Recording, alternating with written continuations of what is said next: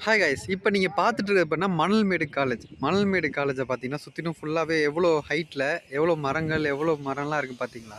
கீழே இங்கே பார்த்தீங்கன்னா அது காலேஜ் ஒன்று எக்ஸ்டென்ஷன் பண்ணிகிட்ருக்கோம் பார்த்தீங்களா. இது உங்களுக்கு பார்த்தாலே புரியும்னு நினைக்கிறேன் உங்களுக்கு. அடுத்தபடியான்னு பார்த்தீங்கன்னா இந்த இந்த இடத்துல பார்த்தீங்கன்னா மணல்மேடு காலேஜில் பசங்கள்லாம் எல்லாருமே இருக்காங்க பாருங்கள். பார்த்தீங்கனாலே தெரியுதா. இதில் அதை தவிர்த்து வந்து பார்த்தீங்கன்னா இங்கே பார்த்தீங்கன்னா மரங்கள் எவ்வளோ அழகாக இருக்குது.